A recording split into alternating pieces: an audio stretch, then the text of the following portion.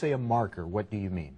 What we mean is a DNA difference, a form of DNA that's associated with the form of a gene. So you could have a gene, for instance, in humans, blue eyes versus brown eyes.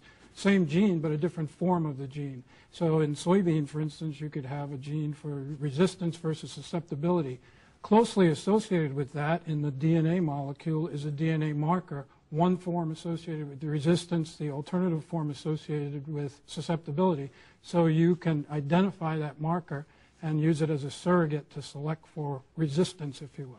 You know, I've always been amazed at the number of uses we find from soybeans. I guess this explains why when you see all that's inside the soybean, and that's what we're now able to do, look inside that soybean and see its potential to do even more. That's essentially what this is, isn't it? Right. This is yeah, I guess maybe a relatively important question is, what is this DNA sequence? What are we talking about that we had from Dr. Stacy? And basically what it is these essentially billion chemical spelling units, if you will, of every gene in the soybean, the 20 soybean chromosomes, as well as the controlling elements related to those genes, and then other DNA between genes whose function we can't fathom, at least some of it at the moment. And that's divided into 50 million sections of these units corresponding to each of the 20 chromosome sets in soybean. So about 50 million of these chemical units in every chromosome, and there's one of those 20 chromosomes in every cell in the soybean seed or the soybean plant. Wow. Just like humans. That is amazing, and you're talking to someone here, and myself. I barely got through science in school, okay? So you lose me in a hurry, but I am impressed by the potential here of the soybean. Now, I know that they're doing this, we mentioned at the outset, with the human genome. Also, rice and corn. Is the soybean more complicated than say, corn or rice, for instance? Well, as we had in the introduction, the suggestion that we have over 65,000, and actually I think the release of the genome sequence indicates there are probably 66,000 genes in soybean. That's many more than in humans and in other plant species. And that's probably a result of the fact that the genome of soybean probably 10 to 15 million years ago doubled, and so essentially every gene is represented twice, and in some cases perhaps more than twice. So that's why we have this huge number of genes. Yeah, it's very complex. And that's what's so wonderful about this sequence is it allows us to unravel that complexity and use it for purposes of soybean improvement. So as a researcher, you've got to be like a kid in a candy store. You're like, wow, look what's unlocked, and I've got all this to explore now. Well, I guess we spoke about this earlier. We started developing these genetic markers, as I said, in the early 90s. And by 1999, we had a reasonable map going with 500 markers, and we thought that was pretty good. In 2004, I believe we doubled that to 1,000. In 2007, we were up to 2,800. And with this genome sequence, in probably 3 months, we'll have 50,000 markers spread across these 20 chromosomes. So yeah, it is sort of like being a kid I mean, it's changed everything for us. Okay, let's bring it out of the laboratory now. Let's go to Dr. Borma here and find out, as a plant breeder, all that he's finding and others are finding now in this sequencing and in the lab. Let's bring it out to plant breeding. How's it going to help?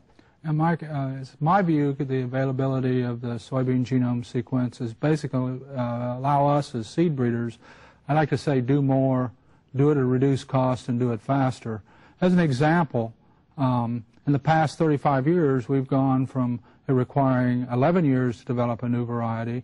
The use of winter nurseries took us down to 8. The initial markers that we have taken us down to 5 or 6, and now major seed companies are talking about less than 5 years, down to almost 4 years in the varietal development process. So in comparison, even though it still takes a little time, because you've got all this to go through, it's a quantum leap from what we were before. Yes, sir. For example, there are a couple, for example, a Chekhov-sponsored project to improve the fatty acid profile requires bringing together in an elite variety 6 different genes. And in the past, it had almost been an impossible task to achieve that on a wide basis. And this new sequence is going to greatly hasten that. Another thing that we're allowed to do now, or are capable of doing now, is with these various herbicide tolerance characteristics or traits that are available, many breeders are wanting to pyramid them, have more than one in a given variety, and it's going to greatly enhance our ability to do that. Other thing, when you think about the speed of the process, it used to take in a greenhouse 35 days to do a cyst or root knot nematode resistance screen. And today we can do that in 4 days or less, and actually at 1/10 of the cost. And kind of my favorite look at the thing, and it's a little longer range, but we aren't able to do it now, is breeders like to do a lot of forward crossing 2 elite varieties. When we do that, out of these 65, 66,000 genes we're talking about in soybean, probably in any one cross that we make, we're probably seeing 10 to 12,000 of those genes segregate. And what breeders like to be able to do is select for these hot spots in the genome, and this technology will definitely empower us to do that. Whoa, a hot spot in a soybean? Now, what are you talking about here? I was afraid you'd ask me. Really, it's basically what we're talking about is there are certain parts of the genome that have just been present in all of the incredibly useful cultivars. And so there are a number of these spots in the genome, and breeders, when they make that cross, can make certain that those different regions are fixed before they do any other selection. So it's a very, very empowering tool. Now, all of this is what we're finding now is already in the soybean. I mean, it's not like you're adding something, have to find something. It's in there. Yeah, it's true. What's the difference, though, is, you know, we've been developing varieties in the United States since the late 40s, early 50s, but what we're able to do now with these technologies is actually pack more technology, if you will, more desirable genes into one variety and make it much more beneficial for the American soybean farmer. Whether it be drought resistant or whatever trait you're looking for. And when we come back in just a moment to both of you, I want to get to where you see this going, where this could take us. But first I want to bring in Rick Stern. Rick, soybean farmers made this decision.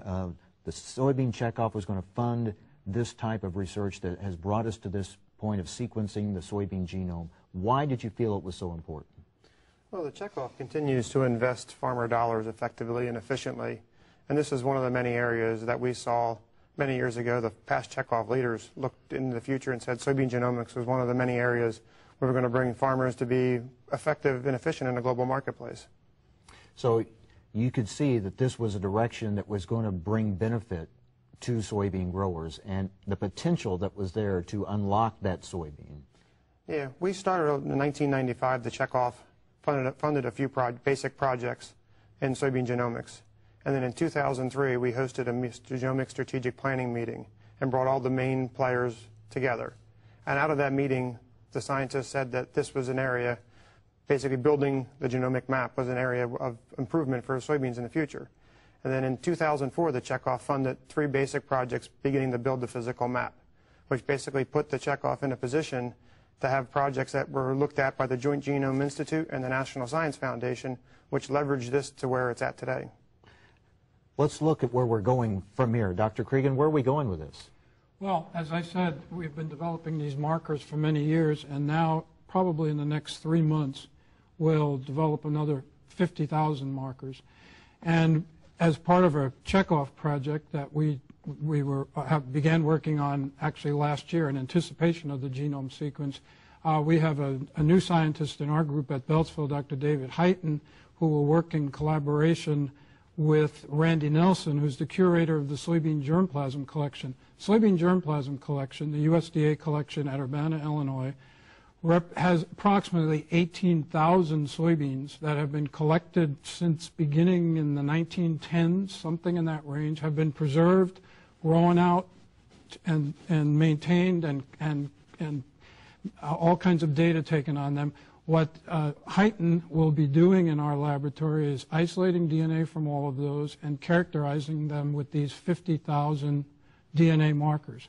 So we'll be able to then look at the different forms of genes that are present in order to discover different resistances to phytophthora, for instance, or rust, or different protein oil levels that we're interested in.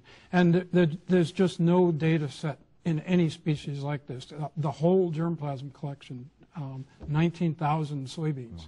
And we will also do other elite cultivars that have been released over the years as part of this project. So it's just an amazing project, and I think ultimately, as you were talking about portions of the genome that have to be there, we'll be able to determine in great detail what are those portions that we want to put together. Pyramid is the term you use to make ever-increasing soybean productivity. So we're obviously, I'm pretty enthused about that. I could tell that. Yeah.